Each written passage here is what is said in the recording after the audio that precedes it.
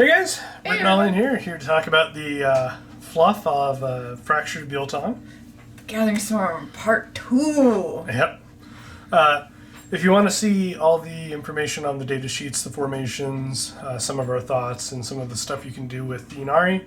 Yeah, just check out the, I think we talked about the rules, right? Yeah, you can check out the rules video in the video description below here.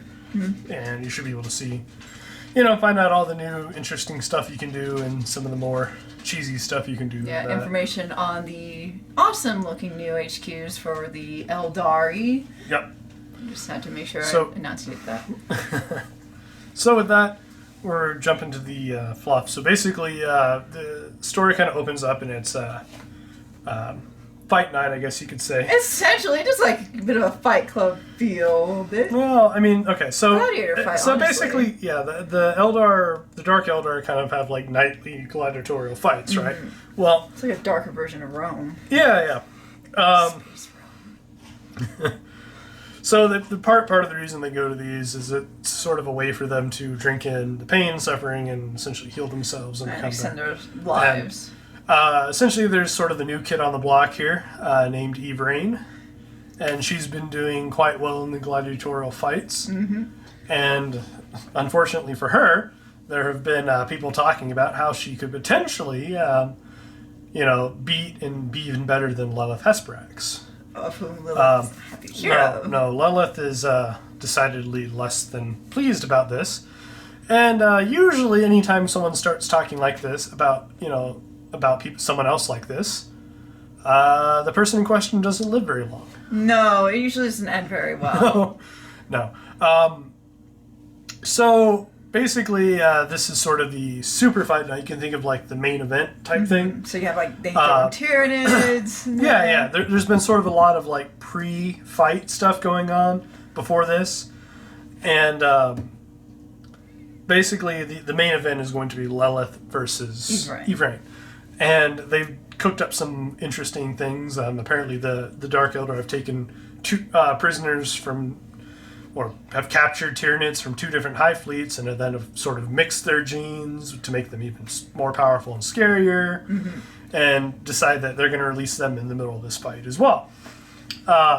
More blood. Yeah. More sin. So, I mean, as well as in this fight, there's also plenty of other, witches and blood brides. I think I mentioned, Imprisoned Space Marines, too. I think that was one of the earlier events. I think there's Space Marines versus witches, and, that was one of the earlier events, I think. But either way, in the main event, it's, like I said, it's the genetically superior Tyranids.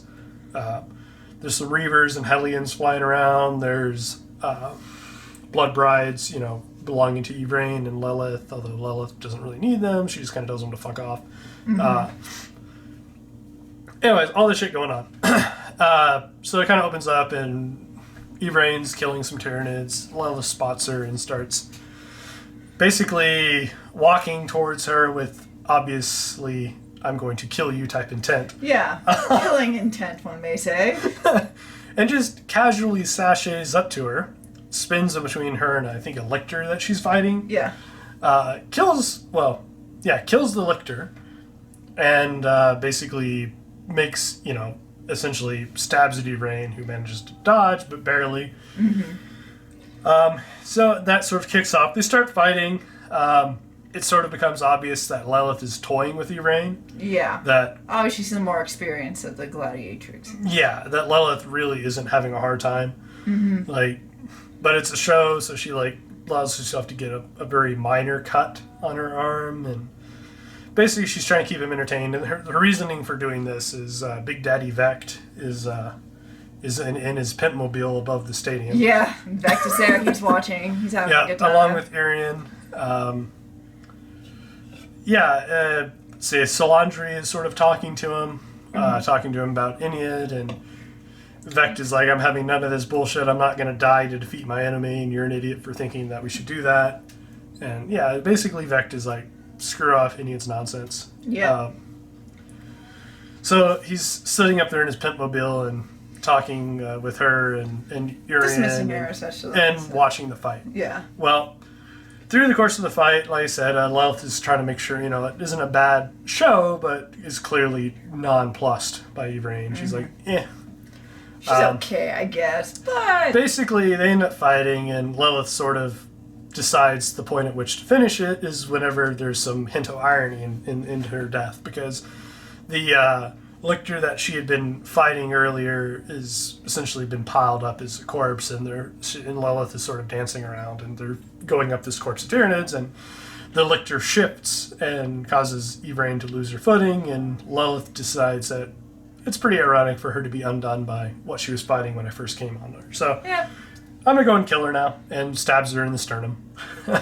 Yvraine tries to Lelith is now pleased and happy, and just casually walks off, leaving Yvraine. Yeah, who is definitely mortally wounded. Yeah, kind of hurt there. Yeah, but to show weakness in the arena is basically meaning to die, which, in fairness, she's already dying. Yeah. But she's trying to shrug it off. Shrug off a hole. Yeah, so she's like kind of covering the wound with her fan blade, and she's still fighting and dealing with people, but obviously it starts to get to her. She comes across a Morai Hag person, and ends up basically they kind of die at the same time. Mm-hmm. They kind of kill each other. Well, more like Lelith's Hesperak's wound into her finishes her off about the time she manages to kill the Morai Hag Crone, and which would all be well and good. Vect has been relatively pleased. However, when this happens, essentially Yvraine has a vision of Iniad, who basically calls her daughter. Yep. And she one. She resurrects. Oh, yeah, and she's managed to have her hand cut off during this too. So her hand reattaches it. So Iniad's like, "Hey, you need a hand?" And puts it back on for her. He resurrects her, and doesn't it? When she resurrects, doesn't it like kill a few? Oh yeah, no, it kills a lot of the. A lot of people are dying. A lot of the Eldar start dying. She gets like encompassed in this light. This sort of. So rule number 1 in Komara is don't do psychic stuff. Well, she is now in a beam of psychic light with like wisps and shit shooting off her, killing people with this obviously psychic power. Which causes a bit of a panic, as you might expect, with people, oh shit, rule number one. And, so yeah, basically the Trueborn guards start shooting at her with all their weaponry, trying to kill her, but everything sort of deflects off of her. Of course, all of this causes the Tyranids to sort of break into the arena stands and start running amok, and they're killing the crowd. Chaos is happening. Chaos ensues. Bad shit happens. Vect's not happy. Big Daddy Vect is like, I disapprove, do something about this, but I'm leaving. Like, you guys deal with this, I'm getting the fuck out of here. And pretty much he was leaving. He was planning on leaving 10 minutes before this happened. Yeah.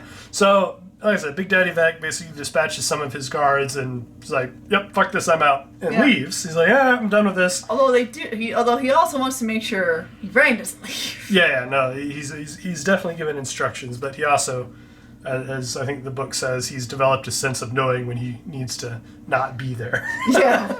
So he's left, and he's essentially dispatched his trusted guards to deal with this. So, anyways, all the fighting ensues. Not just Yvraine has changed, though, but now her Huskblade is also morphed into, this weird-looking sword, and she discovers when she kills someone that they sort of burst into light instead of, withering away like the Huskblade normally did. Mm-hmm. Not only that, they go into her. Not always. That I think that doesn't happen until the Hellion, right? Yes. Yeah. Anyways, so it kind of cuts away, if you remember, part of the reason for rule number 1 in Komara is don't do psychic stuff. It's because of in Big Daddy Vect's cellar, there's essentially a sewer grate that leads directly to hell, and they don't really want this to open. Well, that may have come to pass. Yeah, all the psychic stuff happening somehow killed all the gnolls, which were keeping it sealed, which pops the sewer grate, which Vect had been generous enough to leave in the care of his rivals. So basically his rivals' territory is centered over this, and basically a massive demon invasion happens in Komarog. At the same time. Yeah, at the same time, right under Vect's rivals. Just as planned. So obviously, Dark Eldar, everyone's kind of panicking. It's the end, or not end per se, but everyone's like, oh shit, there's demons, Tyranids, like crazy psychic shit going on. This is horrible. Do something about this.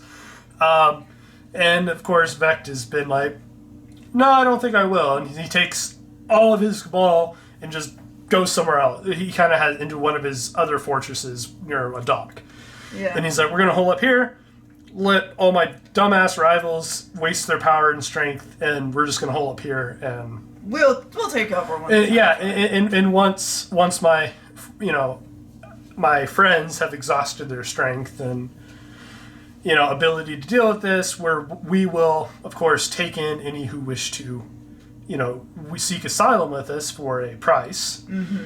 So essentially it's a way of getting more people in his pocket, and then once things start to, cool down a bit, he'll come back and restore order with his cabal, and he'll be more powerful than he ever has. And that's kind of the gist of Vect's plan. Win-win. Yeah. Regardless, he's not happy about Yvraine, and he wants her dead, so he keeps dispatching people to try to deal with her. Yeah. Kind of undermining things for him a little bit. Yeah, so obviously the Hellions would like to make a name for themselves. So basically, Yvraine and her blood brides, the incubi have arrived now too, and they're like, none of this shit. And the incubi basically slaughter almost all of her blood brides. There's a few left, but they killed most of them pretty damn quick. They did. It was pretty. They're incubi. Yeah. Come on. Yeah, no. Whereas the witches are kind of like as they say, a loose conglomeration of people that sort of fight together when it's necessary. The incubi literally are disciplined and trained to fight together. Mm-hmm. So yeah, they wreck the witches. Plus they have better armor. The witches can't really get through the armor very well. Yeah, exposed midriff versus armor. Yeah. So anyways, they end up kind of escaping through. I can't remember exactly, but anyways, they had a ship, right? No. Well, that's before that, I think. Like they escaped the arena. So much is happening. Yeah, they escaped the arena. Yvraine essentially gets out with a few of her witches, starts getting attacked by Hellions. She manages to kill a Hellion, and then she starts hearing voices. She starts hearing the Hellion's voice in her head. Like, it's horrified because obviously it's, the Hellion's afraid it's been devoured by Slaanesh. Well, it hasn't. It's in Yvraine's head. And Yvraine sort of like learns how to now use a hoverboard or a skyboard. So essentially incubi show up, however, and start kind of pushing her into a corner before she gets to the hoverboard. And about that time, the Vizarch shows up and basically starts killing all the incubi like they were nothing to him. And saves Yvraine, who's less than happy. But she managed to jump on her little skyboard and kill a few of the incubi as well. They sort of recover and start moving through the city. And eventually they get... she has some Corsair contacts. Yeah, exactly. Those are the Corsair contacts. The ships, I thought. Yeah. So they get to the ships.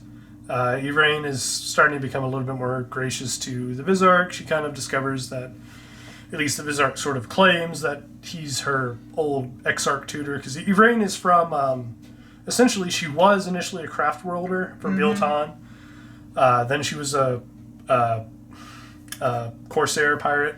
And then she ended up being a witch eventually. And I think between them she also learned a little bit of Harlequin stuff? No. That was, she did some like dancing, but she never was part of the Harlequins. Yeah, she was never part of them. Okay. Yeah. I think joining the Harlequins is kind of a life thing. They're not really okay with you leaving. True. You've pledged yourself to Sigorak at that point. But in any case, they kind of discover that, well, at least he seems to claim to be her old Dire Avenger Exarch, who kind of taught her how to fight to begin with, and she basically says he's a liar because that guy's dead. So you never actually find out who the Vizark is, although they still hint that it's actually the same guy. Yeah. Since then, he's ended up leading leading an incubi shrine, which is his own personal incubi with him. And anyways, they get to the Corsairs. The Corsairs can't really seem to get away. Vect is basically furious at this point and is like, you fuckers need to stop them. So the Corsairs have sort of been barricaded, but there's like this one webway portal up in the sky that's not really big enough for the ship, but it's enough for the nose to get in. Mm-hmm. And so they basically ram into this webway hole and essentially drill out of their own ship and into the webway. And they end up sort of becoming lost in the webway. One of the many times they're lost in the webway. Yeah. Vect, of course, is non-thrilled about this. Nope. Says, I don't give a fuck, you guys need to catch them. And dispatches homunculi after them, essentially. Yeah. Which doesn't happen until later, but... anyways, he dispatches homunculi and decides all these Corsairs that dared defy him would be made examples of, and they are. So... anyways, so essentially they get into the webway, kind of get lost, mill around. They come upon this like Slaaneshi group called the Mask of Sorrows. No, that's the Mask of Sorrows with the Harlequin. No, just the Mask of Slaanesh. That's it, Mask of Slaanesh. Yeah, they're pretty much the Mask of Slaanesh are seducing them. You could say that. I don't know. They're more putting them to sleep. It's pretty awful. Yeah, hypnotizing them. They're pretty much planning on doing horrible, horrible things that should not be named on this channel to them. Until... Yep, and about then the Harlequins drop down, from where I don't know, but apparently they drop down. They just walk around. And they start fighting. And it's more or less kind of going in their favor. It kind of wakes up a lot of their party, I guess. Mm-hmm. Anyways, the Mask of Slaanesh is not happy. Decides to do something itself. Solitaire appears as from essentially one of the bodies of the... They were dancing around with the bodies of incubi and things. Mm-hmm. And it was sort of... It was like, aha! I was a Solitaire the whole time! And proceeds to absolutely wreck everyone. Yeah. Basically kills almost all the demonettes. Yep. This makes the Mask of Slaanesh not happy. Rips open a portal and basically they all retreat through it, but a bunch of void wind and demon powers basically made a warp tornado, sort of. To which the Solitaire's like, psh, I got this, and just calmly walks through it like a badass and seals the rift in the webway. I don't know how, but he does. He's badass. He's a Solitaire. Solitaire. He does what he wants. He's the badasses of all the badass Harlequins. Yeah, so essentially the Solitaire decides to guide them, which is, if you know much about the Harlequins, that's pretty unusual. The Solitaire is usually the loner. They just kind of join and leave at their whims, and they don't really stick around anyone. And essentially, the Solitaire's like, I'm going to guide him. I think this will be worth my time. Mm-hmm. And so the Solitaire kind of guides him through the webway, takes him to Biel-Tan. The rest of the mask decides to go recruit a legendary woman fighter. So we'll see who she is. And also at this point, after he helps him get to Biel-Tan, there is no mention of him ever again. No. He kind of disappears after he gets to Biel-Tan. He disappears, as you said, on his whim. Yep. But still, the fact that he actually offered to be a guide is pretty unusual, yeah. Right, so they get to Biel-Tan. Basically, though, before they do, you kind of get a background. Yeah, sort of. It's sort of like, this happened before. Essentially, the Harlequins have arrived at Eldrad's behest to warn them of a vision Eldrad had, which included Iniad's emissary, Yvraine, arriving. Mm-hmm. And on top of that, it sort of also was portent for an attack. Yes. By the Mask of Slaanesh and some other demons. So essentially, they all kind of they kind of warn the Autarch Melanel, something like that. Yeah. Something. Melanel. Of Biel-Tan. Yeah, and warn him of where to go to help defend against the attack. Melanel is obviously non-happy with the Mask of Sorrows because the Mask of Sorrows is who helped Eldrad take the Crystal Seers. Yeah. essentially, I see where this. I remember this part. It's from the Death Mask, yeah. It is a very, although not from the Harlequin's perspective, because they're just Harlequins, they're chill. But from the Biel-Tan perspective, it's a very tense meeting. Like they have guards with guns and all this kind of shit, which is very atypical for dealing with Harlequins. Usually they're kind of open or welcome with open arms, and the Maskasars in this case is not. They're welcome, but at gunpoint they're welcome. Exactly. they did some things that were not. For Farseers, not good. Regardless, the Otrak decides that it's worth acting on. Takes a sword wind to the planet. Can't think of. Yeah. It's alright. It's not. It's a non-important thing. But essentially, it's like this planet that used to be a paradise and it's sort of been. Ur-elica. Yeah. They're basically going to Ur-elica. It used to be paradise and it's been pretty much destroyed. Yeah. The only thing important on Ur-elica are the obsidian gates, which lead to Biel-Tan. And that's what the Harlequins were warning them about. Because of the attack that is going on, which was between, I believe, just one of the greater demons or a demon of Slaanesh. Mask of Slaanesh has lured, what's the guy's Skarbrand. name? Skarbrand, yeah. Demon Prince. Yep, basically lures Skarbrand and kind of tricks him into attacking this planet with her so that they can, get to this portal and destroy it. Or get in it, basically. So this Mask of Slaanesh is sort of basically a big fight kind of happens. The Eldar are doing okay, but it's a rough battle for them for sure. But they managed to the demons managed to open the portal sort of by the Mask of Slaanesh tricking Skarbrand. Essentially, Skarbrand realized that he was being tricked because it wasn't really a battle to. It's supposed to be a contest. It's supposed to be a contest of kill count, and instead it really wasn't it. So he notices this. The Master Slaanesh is waving from him from the obsidian gate. He got mad, smashes into said gate, and opens it. And the Master Slaanesh moves away. Laughs and goes through it. Yep, laughs and goes through it. Melanel, I hope I'm saying that one right, realizes that they now have more important shit. They're already in the gate. And basically recalls everyone, and they go back to help Biel-Tan. Well, Biel-Tan is now under assault by demons. The Avatar of Cain basically gets out and is like, I'm going to kill you. Well, Skarbrand is upset, so he's kind of chased the mask through as well. So all the demons are essentially pouring through the Obsidian Gate for different reasons, but and essentially now fighting their way into Biel-Tan. Well, essentially, the Mask and Demonettes kind of use the whole not as subtle corn demons as a distraction, and they kind of sneak around after getting through the gate and make their way around the main defensive force, which ends up mostly fighting the corn demons and Skarbrand. Well, the Avatar of Cain kind of is like, I'm going to deal with this.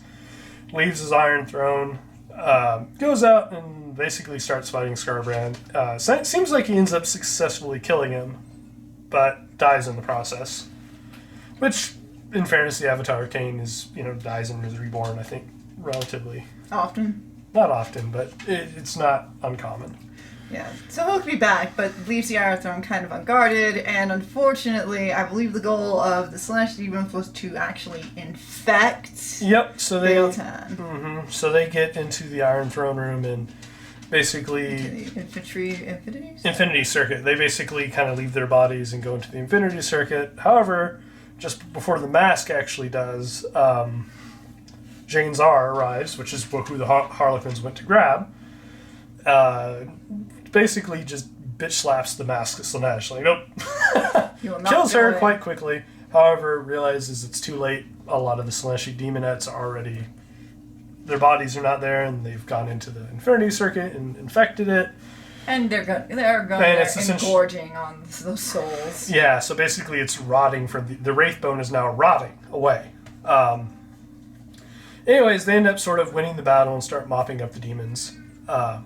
But now they have the Wraith bone rotting. Mm-hmm. Well, about the time that that the battle's almost over, Yvraine and her entourage arrive, help them finish off, the demons, and now they have to deal with the problem of the Infinity Circuit rotting away. Well, Biel-Tan is obviously has their council going, and they're debating. It's like, Parliament, you would say, basically. Yeah, they're not... A lot of the cool things, just a quick side note, a lot of cool things that are going on in this story is definitely more...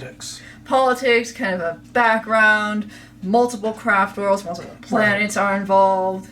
Right. And this is just one of them. It's a pretty cool way of just telling, like, the same kind of story going on. Yeah, this is, if you were to call Fall of Cadia like a war movie, this is more like a political intrigue movie. Indeed. Like, there's still battles and things that go on, but there's a lot more story as to why what's happening is happening, and it's a lot less like battle descriptions and more trying to amass, like, trying to pretty much get allies, do almost a legendary like walk or journey. Sort of like Banner Saga, I guess. If any of you are familiar with that, it's a weird game reference, but yeah, Red Banner Saga. It's sort of like that.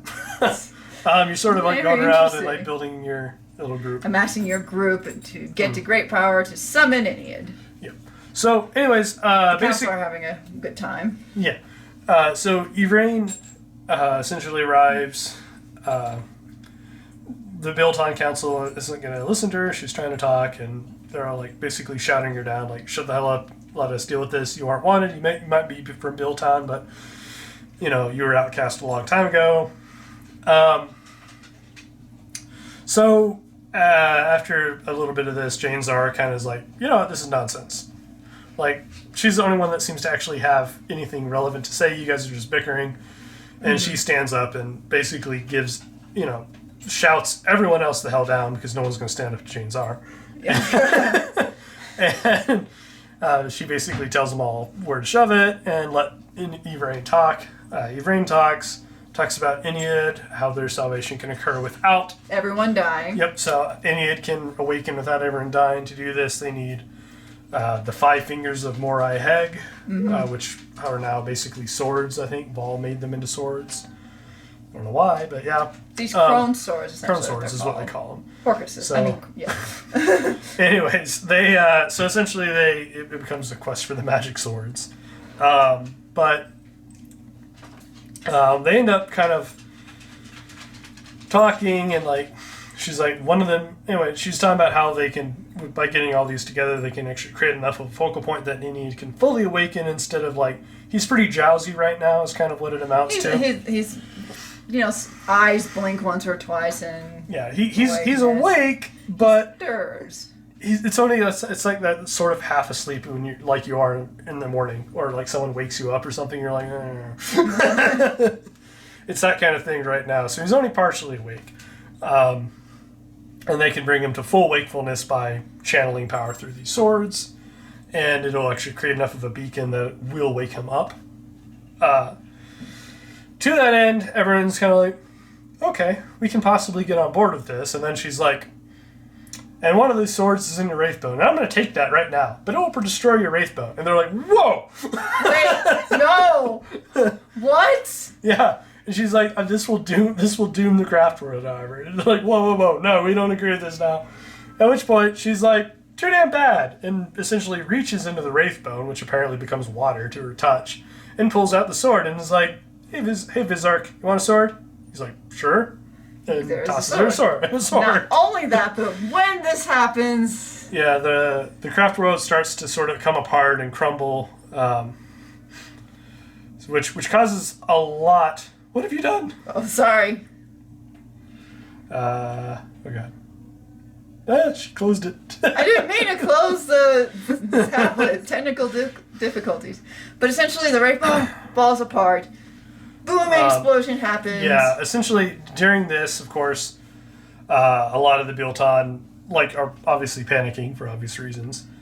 Most importantly, it does bring... Well, some of them try to attack Yvraine. One describes a striking Scorpion Exarch who literally just gets backhanded by James. I was like, fuck off. Yeah. And anyways, what you kind of find out is these craft worlds aren't actually one big ship. I was there.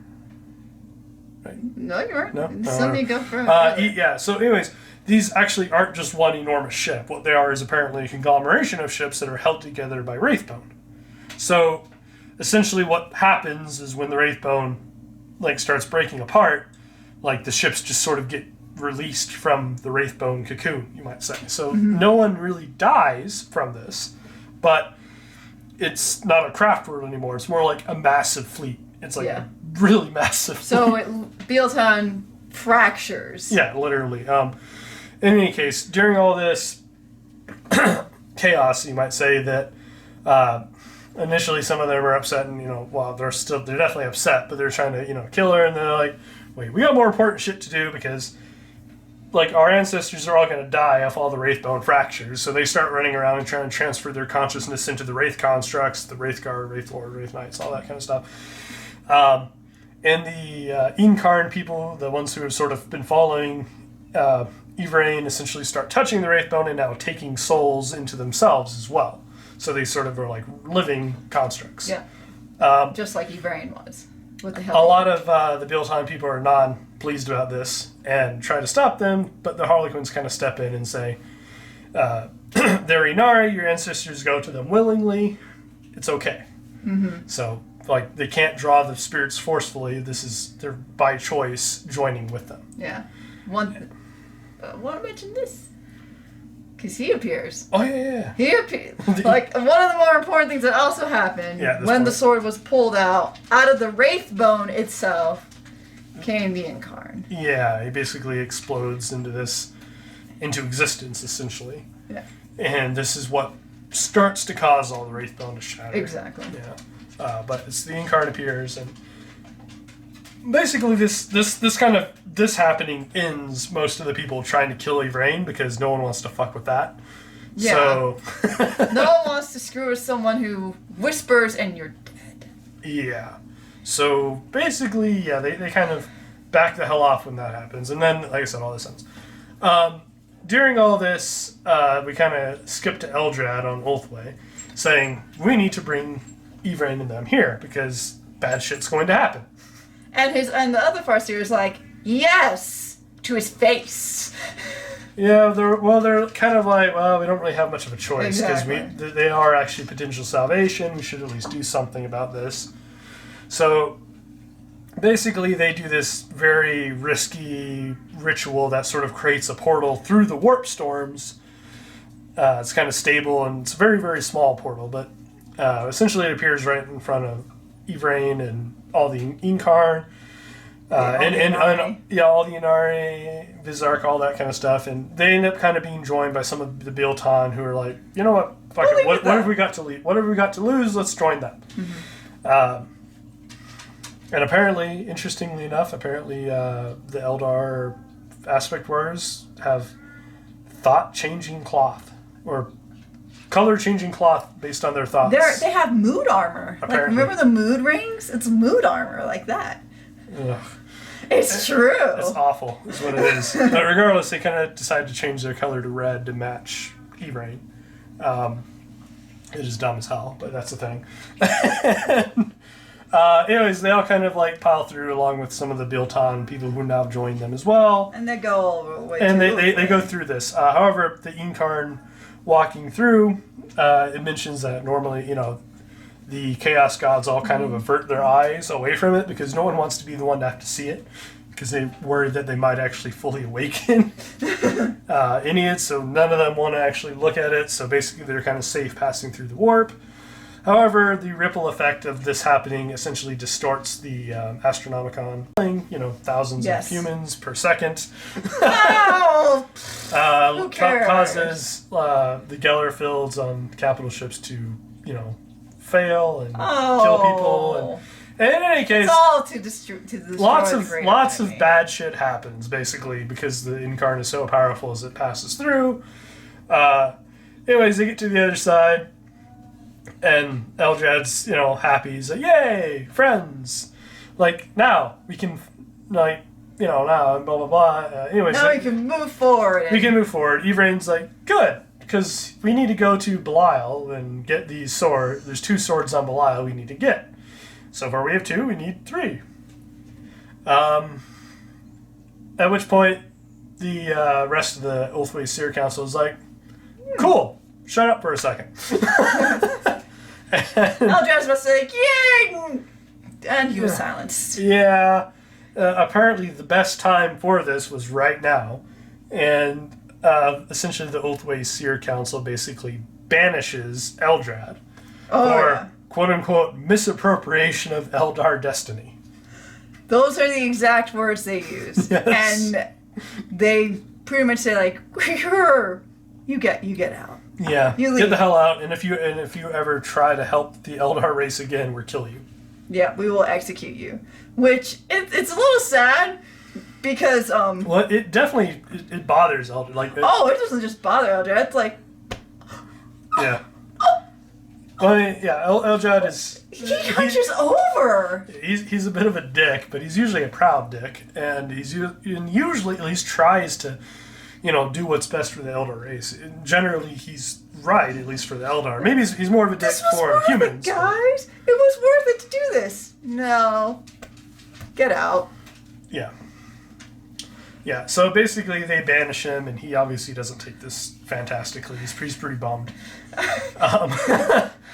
And he ends up sort of like joining them. However, after that, they then turn to the Inari, and they say, no, we're not going to help you. In fact, we think what you're doing could hasten the end of the Eldar race, so we're just going to keep you here. The Incarn decides no, and starts rushing towards the towards the Seer Council, basically to kill them. And about that time, the Harlequins arrive and like, hey, chill, buddy, chill, pal. We're all Eldar. Let's calm the hell down. The Incar's a little volatile. Yeah. So the Eldar basically arrive, and the Harlequins. The Harlequins arrive along with the oldest Farseer, Kayasundurus, or Kias Dura. Kindura, something like that. Kiasadura. Something. We just said like 4 different names. Kia Farseer comes. Kiandurus, I think, is what it was. Okay. But in any case, he basically arrives and says they must leave, or the same that happened to Biel-Tan will happen here. And so the craft will be destroyed. And the Farseers are like, all right, get the fuck out. Yeah, that changed their mind. They're like, okay, we don't want to hear anyways. So they basically help give him a ship and help him get to the Eye of Terror and go through. We should mention that all this is this happens at roughly the same time to before Fall of Cadia. Mm-hmm. Depends on what part of the book you're at, but yeah. Basically, Fall of Cadia hasn't happened yet, so the Cadian Gate's still stable. Can you imagine trying to do a miniseries of these 2 books combined and just flashing between the 2? Yeah. But they go through, and they get to Belial land. Nothing's here. Yeah. They end up kind of wandering the desert. The Harlequins are kind of being trolls, acting like exaggerating stealth motions, just kind of trolling the rest of the Eldar. Yeah. They can't see your feet on the camera. Oh. I know, right? But they can see my hands. Can they? Sort of. I don't know. Anyways, they're relevant. Let's see. So they arrive and they start searching. However, the homunculi that Vect is dispatched to be rid of them arrive with all their fun paint engines, racks, all their fun grotesque horrors. Just waiting to experiment upon our heroes. Yeah, because, we haven't ever experimented on the Inari. May as well try it. Oh, we forgot a cool thing that happened. Before this happened, so also another thing that happened on Ulthway before we head to Belial, we need to explain the origin of the kitty. That's super important. The psychic space kitty. So, what helped win over the argument to let the Ultramar Council tell them to get the F out and go was the arrival of Altansar, the folks from Altansar, who usually are very secretive, very private. They never take off their helmets. They actually got stuck in the Eye of Terror for a long time. I think one of the Phoenix Lords, I think it was Mogan Ra, rescues them eventually, but Like, they literally have been in the war for, like, thousands of years. As a result, like, they never take off their masks, they speak in whispers, People don't trust them. Yeah, but in fairness, people don't trust Ulthway either. They're considered the city of the damned. So as a result, Ulthway tries to be more understanding with Altansar. Yeah, which gives them credence. And for some reason, like, Altansar, I think the leader... Who's the warlock leader? Yeah, the warlock leader comes up to Yvraine, mentions that... She supports them, Ur-elica. but she says there's no way I can go back there. Yeah. Like, I won't go back into the Eye of Terror. However, I can still help you. At which point, she decides to cut her own throat. After she takes off her helmet and, just... click! Yep. Kills herself. Yvraine's like, what? No! Catches her, and then her soul goes into Yvraine, and now Yvraine has all the knowledge that this warlock previously had. And a Gyrinx. So this warlock had a Gyrinx, which is Psychic Space Kitty.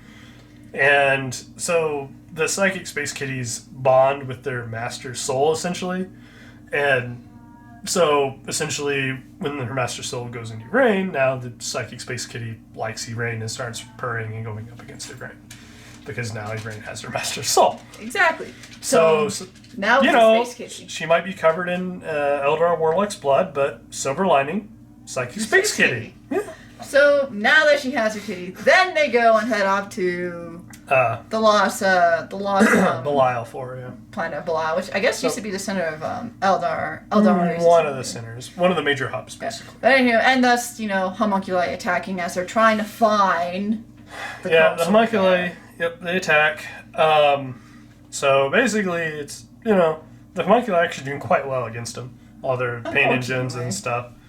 What do you like? You don't like the homunculi? I don't like the homunculi. Aw. They're dicks. Meh. Misunderstood. Misunderstood? They just want to experiment with their friends. Don't worry about it. To live forever. And? Selfish. Yeah. Anyways. Tentacly Dr. Octopus perverts? Ugh. Anyways. The Dark Eldar homunculi essentially show up, and they're fighting. They're doing well. Fighting. The Vizark kills a few Talos just because he can. At about that time, the Incarn is like, all right, enough of this shit. This is wasting my time. And basically goes over and looks at a homunculus who disintegrates. The boss homunculus. Yes, the leader of all the homunculi that went. He basically points at him, and the guy literally turns to ash. And not just him turns to ash, but anyone who, again, if you know much about Dark Eldar, especially the homunculi, they don't like death. So generally speaking, what the Dark Eldar do is they're cut off pieces of their flesh, and they're paid handsomely to sort of have them preserved, so that when they die, they don't actually die. They go into their flesh, and they can be regrown and reborn. Well, not just did this body die, but all secretive samples and whatnot of his body turned to ash as well. So, actual dead. Like, there was no coming back. Yeah, and he's gone. He's gone, forever. This is enough for the other homunculi to be like, fuck that, I'm out. Nope. And they leave and say, all right, you guys have fun on Belial. Bye. And leave. Essentially, they advance, keep going down in the desert, and... they're attacked again. Yeah, this time by Slaaneshi demonettes. And demonettes and greater demons at this point. Yep. So the Incarn, essentially, like this tongue monster, comes out of the ground with 3 greater demons of Slaanesh, and it decides it's going to go be a hero and tackles them all. And then proceeds to get curb stomped. Literally curb stomped. Yeah, the greater demons are stomping on the Incarn. It was not described very nicely, which is terrible. It causes panic in Yvraine, but just at the time that occurs, she finds... she notices the Harlequins. Yeah. She notices the Harlequins, the dance they're doing. This is what you're talking about when you thought she was a Harlequin. She used to always watch the Dance of the Fall. That's right. And so she knew all the steps. And so she started sort of doing the motions along with the Harlequins. And it allowed her sort of to fight, because what the dance sort of does is it sort of like it brings the demonettes into certain positions, so she knows where to attack, all that kind of stuff. Mm-hmm. So it's a very coordinated, dance of death essentially. And so your brain sort of uses that to sort of get to where she can feel the sword being, and she kind of figures out where it is and slams her hands down in the desert, and the Incarn basically reappears over here, and with the sword in hand, and proceeds to beat the ever-loving shit out of everyone else. Yeah, he's not. He is now doing the curb stomping. Yes. The Incar stomps you. Well, I don't know if he stopped so much as he just cut everyone to shreds with his new sword. But yeah. In any case, Incar's sword's scary. The stats are scary. So yeah, that all that shit happens. Let's see. I think we already covered what happens back in. Yeah, I think we already covered that. So they basically decide to head towards this like meeting hall, right? Mm-hmm. So, ceremony. It's a big hall. Oh, the ghost hall. It was a big hall. They are falling back to the hall. Yeah, because with museums and all that. They're still left on Belial. Yeah, they're trying to get to a defensible position, essentially. Yes. So they all kind of funnel this like really big building and sort of use the choke points as ways to fire. But they realize that they're outnumbered and can't possibly really get out. And although they're not necessarily in trouble of being killed, they can't really leave either. Yeah. Thankfully, I guess, false door, Iyanden, is that her name? Yes, Iyanden. She appears with a bunch of Wraith lords and Wraith guards and says, "Come with me if you want to live." Essentially, yes. And they go with her. Yeah, they go with her through this webway gate that just apparently happened to be right where they were. Lucky, I guess. They did mention that she does have those kinds of powers, Iyanden. That's true. But, yeah, she's essentially like, as you described, a necromancer of the Eldar. Sort of, yeah. Kind of priest of the dead, basically. Mm-hmm. In any case, so they go with her. They go to Iyanden? Or Iyanden, right? Iyanden? Yeah, Iyanden. Iyanden. It's Lee, right? Oh, I think it's not. I think it's I. Iyanden? Iyanden? I think it's Iyanden, but it might be Iyanden. I don't know. They go there. Yes, they go there. They arrive to another battle. To another battle going on. This time, I think the battle was with the Nurgle. Yep. What is up with the Chaos Gods? They all just suddenly appear out of nowhere. So there's apparently two Space Hulks, essentially, that are both plagued by Nurgle, attacking Iyanden. Yeah, I think it may be right, Iyanden. Attacking Iyanden, and so they arrive, and the leader, what's his name? He's not a warlock. He's a, what is he? He's like a counselor. I don't know, whatever he is. Anyways, it's the guy who's like really nice but not. Pretty much he comes up, like Iyanden is escorting them over to the center. And this guy, the leader, meets up with them, and he's very polite. He's like a Farseer or something. Very nice Farseer.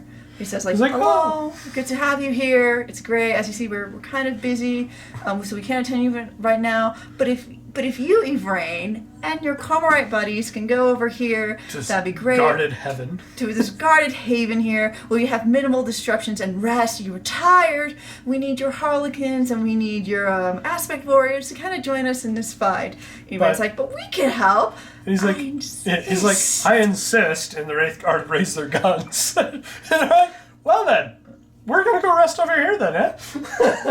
It's a bit of an interesting scene because he's very nice, very polite. He's very polite and nice about it, but this is going to happen, basically.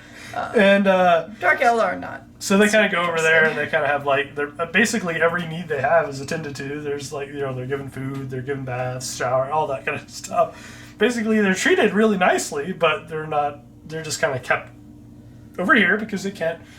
It'd be like if you had like this one brother, for example, who's nice. You're always trying to be nice to him. Something goes missing. You try to give him the benefit of the doubt, but he's a druggie, and you never know. He might grab something and sell it just to get some money for that sweet heroin. So you put him so you try and keep him in one area, away from everyone else. Well, more specifically, you can't pay attention to it right now. So you're like, why? You just stay over here. We're happy to work with you, but just give us a second, and we'll pay attention to you because you want to keep an eye on that brother. Yeah. You love him, but you also know he's a little insane. So it's that kind of treatment. It's pretty amusing. in any case, so essentially they're kind of left over there while Iyanden is fighting this battle against the Hulks. Well, including the Prince Yriel. He's not. Prince. I don't think he's there yet. He shows up in a few, but yeah, the Iyanden fleet is fighting. However, Iyanden isn't there, or Yriel isn't there yet. Yeah. Yvraine is not happy because she's kind of sort of being put in timeout. And so she's not happy. She keeps trying to like reach out with her psychic abilities, and eventually she's kind of successful in finding, again, luck, I guess. There's definitely some like just everything worked out moments. Yeah, there's definitely those moments in this book. X, yeah. There's definitely those moments. She happens to manage to reach out, and her old Corsair fleet happens to be nearby. Lucky. And basically she reaches out, gets them to psychically gets them to come help. And they arrive and blow up one of the Hulks. Yeah. And just as they do that, Yriel arrives as well. But they can't really seem to really hurt the other Hulk. The other Hulk's a fair bit bigger. And they can't really seem to, do a lot to it. So Yriel kind of comes up with this weird plan to sort of... There's a webway portal that sort of empties into space, right? And so he sort of uses the craft world and the Hulk, to, that's sort of chasing it to maneuver the Hulk into a position that the webway will open directly into the heart of the Hulk. Yeah. And so he sort of times it out with these other Corsair princes, and they sort of go through...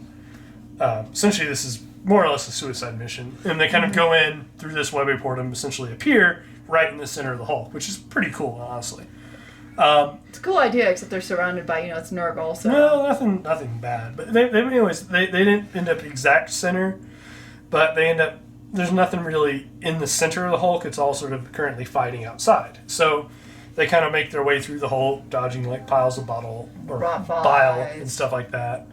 But when they get to where the Engineerium is, then they basically encounter a demon too fat to even move. Whose name can only be properly pronounced with a throat full of phlegm. Yeah, that's actually a direct quote from the thing. His name can only be pronounced with a throat full of phlegm. In any case, it starts out not the best. He bites one of them in half almost immediately. Yeah. However, the rest of the princes then start actually fighting back and doing stuff. Yriel manages to do some backflips and shit and land in front of the demon, who then tries to catch him midair with a tentacle, which he decides to say, "Bitch, I got an eye beam," and then shoots his laser blast out of his eye and cuts off the tentacle, lands where he wants to, and instead of stabbing the demon, he stabs the engine, which basically destroys all ability to actually move the Hulk anymore. Which is great, but leaves him kind of... Yeah, but then he gets hit with the damn steel girder and dies. So Yriel dies. But obviously the greater demon, or whatever his name is. Yeah, that. Yeah, he obviously isn't pleased because now he can't, bring Papa Nurgle, Grandfather Nurgle, his prize. So he's like, what can I do? And so he decides to, anyways, as they kind of fly, they drift off because they can't control the direction anymore. They're just drifting. So Iyanden just sort of moves to the side and watches it pass. Yeah. However, he leaves behind Yriel's body and spear with the spear. And, Iyanden sort of seen this a few times, like, no, it's poison. It's a plague. So they go and grab him, but then they quarantine him where only the Wraith guard are allowed. And sure enough, his body essentially, all this poison shit comes out of it. However, Yvraine, because Yvraine called the Corsairs, now the Iyanden are relatively, okay, you guys are okay, you helped us. Yeah. So she arrives, she, through the power of Inead, essentially destroys all the plague spores and viruses that are in with Yriel's corpse, and says, I got this, guys. Walks in, basically stabs Yriel with his own spear, and it turns into a sword. It turns into a sword because apparently it's a Crone sword. So now they have 4. We didn't mention they had to leave one on Belial. They couldn't get to it, obviously, because they couldn't leave. That's the reason I said before, they were stuck in there. Mm-hmm. But it was better than dying, so they went with Diana. Uriel then wakes up. Apparently all the life energy the spear had stolen from him was given back. From the spear gave it all back. And he's now one of the reborn again. So he's got his... However, it does turn back into a spear in his hands. It just turns into a sword briefly in How is that? What is up with these Crone swords? They just suddenly They do what they want. They kind of do what they want. The first one to me is the most skeptical. Like, why is her husk blade suddenly a Crone sword? That's the weird one to me. Like, that's of all of them. The spear. No, the spear at least it's something that's had power before. Like, it's not something new. At least. I can even say buried in the Wraith bone is another one. Whatever, fine. But like the weirdest one is the husk blade suddenly becomes a Crone sword. What? Anyway, I think that's the weirdest one. For me, I have a theory. I think it's less that. Well, this doesn't explain the Wraith bone, but I think it's less that the swords suddenly appear, or more like maybe their energy is transferred to whoever's chosen by Iyanden, and that could be the only thing to explain why they had to transform. No, because they had to go to the Belial to get even one of them. It doesn't make sense. So they obviously don't just appear. Yeah, so, fair enough. In any case, moving on. So anyways, Uriel's back. He's alive again. Actually, I think at this point, isn't it kind of cool, like how it also explains that with Yvraine, she's able to bring full lives back to even like the Wraith constructs. Oh yeah. That happens here. It happens here too, since we have Yana. Yeah, so from Eldar lore, generally when they place a Wraith, or then they make a Wraith construct and put a soul into it, the Wraith is only like kind of partially alive. It's kind of like drowsy almost. It's slow. It's like a zombie. Yeah, now that can be alleviated to some extent by having like a spirit seer with them and helping them out, but they're kind of zombie-ish. However,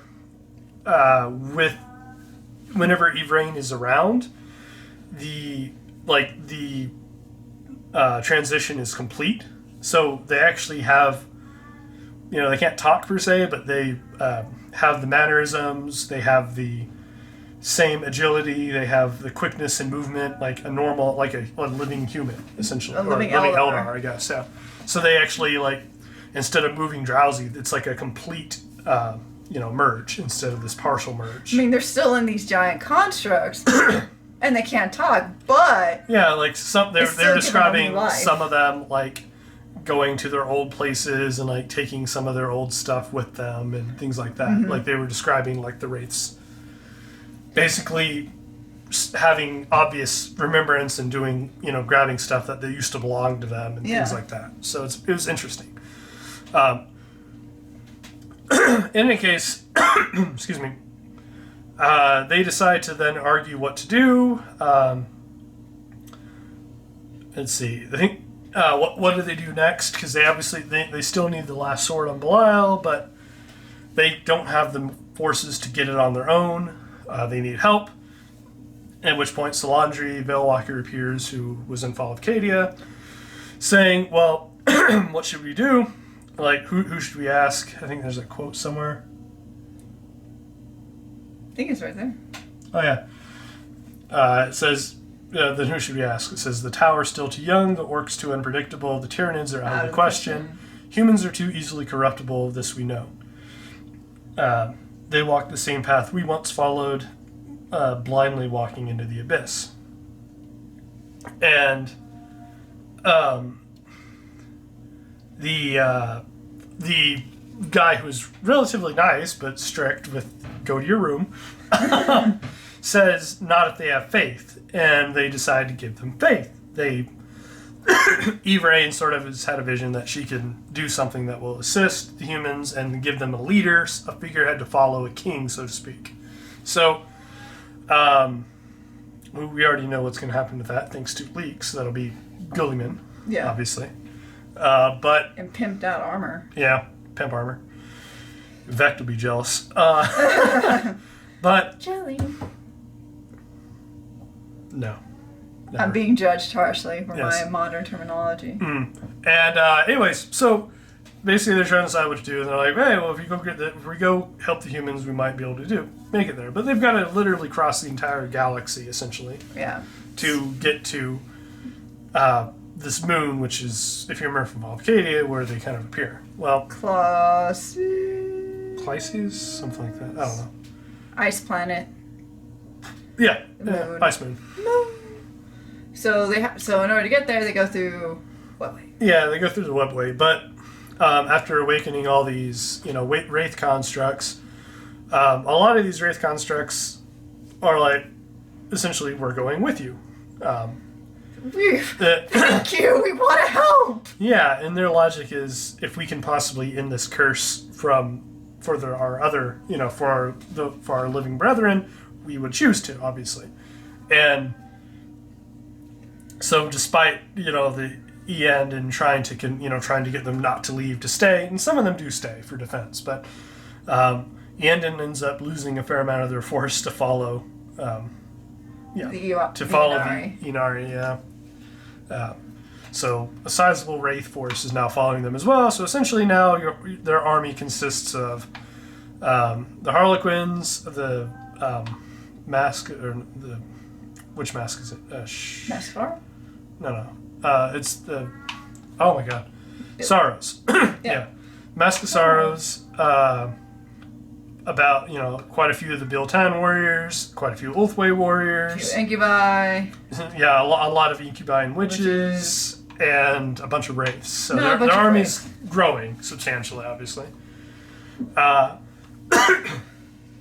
Anyways, they decide to head through the webway. Well, this is a really long webway walk, and it's even hard for the Harlequins to sort of get them around.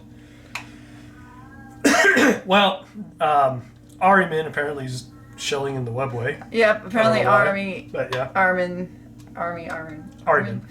is in fact hanging out in the deepest, darkest recesses of the webway, and noticed Ennead and Inari, and figured if there's any way he's interested because he has the 1,000 Sons who are like dust corpses, dust zombies, yeah. So if he could bring them back, as well as have control over, So he's interested in the power. Good thing. Obviously. Exactly. So he ambushes them, starts fighting them and killing them. And the Eldar are not doing very well. Yeah, they have the giant bird Zinch demons joining in. Yeah. The Lords of Change. Lords of Change in there. But yeah, and so things aren't going phenomenally well, and again, boom, out of nowhere, the Phoenix Lords arrive. Jane Zar, Mogan Ra. Yeah, they all appear. All of the Phoenix Lords appear, essentially, and just start literally raping the demons in the 1,000 Sons. Mm-hmm. However, Yvraine and the Vizark and even the Incarn decide to try to rush Ahriman, to which Ahriman is like, no. And mostly because, since they're sort of in the warp, the sorcerers are a lot more powerful. So Ahriman basically takes them and just get out of the webway, and basically throws them into the void. And Yvraine and the Incarn and Vizark can't seem to get back in, and so Yvraine sort of makes a play where she's like, I know what you want, Ahriman, I can help you. And this, I'm actually interested in, because this could potentially have some long-standing ramifications. Yeah. That I could possibly see Ahriman trying to rejoin I don't know. There's some interesting facts here because of what happens. Yeah. But this is very interesting. She says, I know what you want, Ahriman, I can help you. To which he's like, you can't possibly do what I need. And she basically focuses all of her energy and changes and basically undoes the rubric curse that Ahriman ended up, bringing upon the 1,000 Sons. So they actually revert not just to being alive, but to the point of wherever they were when the rubric occurred. Mm-hmm. So when they essentially awaken and call him by his first name, which is Ozic, He's like, why are we fighting Eldar? I thought we were fighting, this and this. And, of course, Ahriman is literally stunned and speechless and basically overjoyed that this can be changed. That his mistake won't curse the Thousand Sons forever. This has the potential. And so he's legitimately happy. And so he basically grabs Yvraine and brings them back in. And unfortunately... And to this, Yvraine is like, bitch. They basically focus all that energy and create a rift right under where the Thousand Sons are in the webway and basically rip the webway apart and send the Thousand Sons that were undone, that were made back into normal Legionnaires. Like, they actually adopt Legionnaire tactics and all that shit from the heresy. And so I mean, they basically act like heresy-era Marines at that stage, and they call them brother and normal Marine stuff. However, they all get sucked into the void, leaving Ahriman basically doing his best Darth Vader impression of no, and chases after them, trying to save them. And as Inari can give life, So with that, they move on, and that's kind of the end of the Ahriman incident. But that sets the stage to something very interesting. It brings up some interesting possibilities of what if the Thousand Sons were changed back? What if they used the power of Inia to save all the Thousand Sons? They're no longer chaos at that point because they go back to the heresy era level of thought, which is praise the Emperor, all that stuff. Mm-hmm. Like, could the Thousand Sons, Sans Magnus, be saved? Could they actually rejoin the Imperium? It's very interesting. It is interesting. I don't know if that's powerful. Yeah, I don't know if they necessarily pursue that line, but it opens up something, some potential like that. I find that it's a very cool thing. Yeah. In any case, Sigarak found this absolutely hilarious and decides to help guide them now. And basically, the Harlequins can hear Sigarak laughing, and they follow the sound of his laughter to their destination. So Sigarak basically gets them there quickly and safely, and they get to the moon, and that basically brings us to where Fall of Cadia is, which is they arrive, beat the shit out of the Black Legion. Abaddon leaves and goes to get more reinforcements, and they basically have a parlay, you might say. The end result being that they will go to Ultramar, Macragge, and obviously part of the requirements is assisting with Guilliman, obviously. But they have to get them there quickly, which the Inari assure them that they can, take care of this quickly. And they want to do it through the webway, which... Yeah, the Black Templars are not happy. Basically, it amounts to the Black Templars, Marshal Almarius, being like, I don't like this. I'm going to be watching for signs of duplicity, but I don't see much of a choice currently. And that's kind of they're what currently trapped on the moon. Yeah. Even Greyfax also is not a fan of this. Yeah, even Greyfax is like, we have more important shit, unfortunately. We can always kill them later. That's literally what she says. We can always kill them later. When they go through the portal, though, they realize that the war host of the Inari is far bigger than they imagined. And they, in fact, can't kill them easily. No. Like, if the Eldar had wanted them dead, as Celestine said, they left us they had but to watch us die to Abaddon. They didn't have to assist us. Yeah. So, as the book ends up saying, they kind of end up reaching the closest to an understanding between the two races of the race of man and the race of Eldar than as they had ever reached in the history of the universe. So at least they have some semblance of understanding between one another. At least. Where that goes, I don't know. But it goes to Ultramar. Yeah, it goes to Ultramar with Guilliman arriving and coming back, or resurrecting, you might say. He's not really dead. He's mostly dead. He's not all dead. So there's mostly dead. Princess Bride. Yeah. Anyways. Our movie references.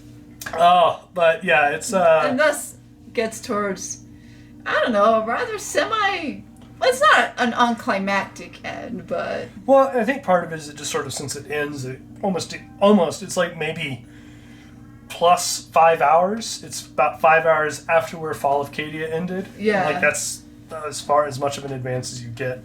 So you get a lot of this cool background, and then it kind of just goes down to, we're heading here. Right. The end. If you actually want story about what's going on, I would say Fracture of Biel-Tan is the better book. I agree. That said, if you just want sort of, war and battles and reading about that, then Fall of Cadia is definitely the better book. But as far as actually knowing what the hell is going on and why all this shit's occurring... What happened with the Eldar? What is going on? Why are they all mingling together? Yeah.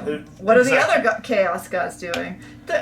So we had Fall of Cadia, which focused on... essentially 2 planets. Yeah, 2 planets, and focused on Khorne, and the Imperium, and Abaddon, and the Imperium of Man. And to be fair, like the same thing occurs with the Eldar. But it's a narrow scope. It's a narrow scope of the Imperium of Man. Mm-hmm. It's like mostly like all of the people in Cadia, and heavy spotlights on the Battle of Sisters and the Black Templars, as well as a bit of the Space Wolves, but none of the other massive Space Marine. Yeah, it's all in one specific spot too. There. It's not like it's a very insular battle here. Yeah, whereas Fall of Cadia was a very focused book, like on one specific thing. Like it's all about Cadia, and like a little bit happens on some other planet, but I mean, more or less, it's about Cadia. And everything that happens sort of falls. It's a very narrow book. You don't see what's affecting the Imperium at large. By contrast, this book, like literally, they're going all over the galaxy. You see how it's happening across the Eldar Empire, craft worlds, the Comora, like 3 Chaos Gods are like highlighted here. Not just Slaanesh. And not only that, but for a book that's called The Fracture of Biel-Tan, it doesn't spend a whole lot of time on Biel-Tan. Yeah. It has like that one major event of the Incarn being born. One of the biggest battles in it is the Swordwind, which is the Biel-Tan versus the demons. But but it still is only a fraction of the book compared to Fall of Cadia being exactly that. Fall of Cadia. Period. Dot. Yeah, no, this definitely covers a much broader span of time than Fall of Cadia as well. And they're both really interesting, and this was very interesting to see how everything is coming together. Yeah, I feel like if you really want to see sort of the events in motion and like why the Eldar are, why the Imperium and Eldar might be working together and all that, like this is definitely the book that you'd want to check out. Nothing bad for Fall of Cadia. Fall of Cadia was a fun read, but and if anything, I would say Fall of Cadia was almost easier to get through because there's shit happening like every page all the time. Whereas a lot of it's going to be slow and a lot more background. Mm-hmm. This book can be a little slow in places because, like I said, it reads more like a political intrigue novel than a war movie, and it's definitely probably reasonable. Description of the two. And I have to say, like, while the battle with the demons of Slaanesh was very interesting, I think my favorite battle was actually the Lords of Change. And admittedly, it was my favorite because of the interesting implications they had towards the end of that fight. Yeah, with Ahriman and the fact that that Ennead can actually undo the Rubric curse. So it was interesting. I definitely, like I said, especially if you're interested in, okay, so like from the Fall of Cadia perspective, it just seems like luck and providence, like why the hell are the Eldar here? Why are they even willing to work with us? But on the same token, from the Imperium perspective, it's not that different. Sometimes the Eldar show up at bad times and are willing to work with us. But it's not just the Eldar. There's the Dark Eldar and the Harlequins and all these different factions of Eldar that just normally don't spend time together. And you don't really understand as to like it's actually very interesting because you're at the end of Fall of Cadia. I remember feeling like I had more questions than answers. Yeah. At the end of this book, I feel like I have more answers than I have questions. Yeah. Like I have a rough idea of where we're going at this point.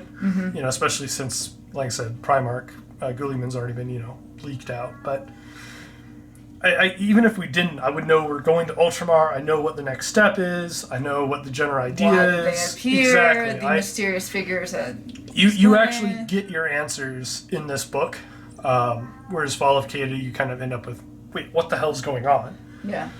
And whereas if you just read this book, I mean, your only question if you hadn't read Fall of Kata would be like, why are all these Imperium on classes? Yeah. But, I mean, the answer to that question is literally the name of the first book, Fall of Kata. Okay, yeah.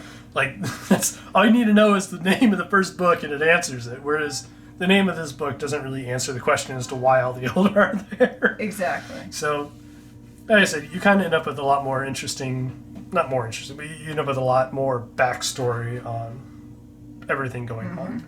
On everything that's happening.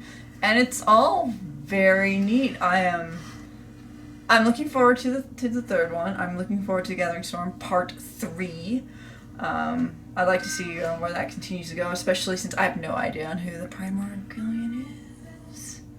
All I know is that he's in blue. You have some required reading first.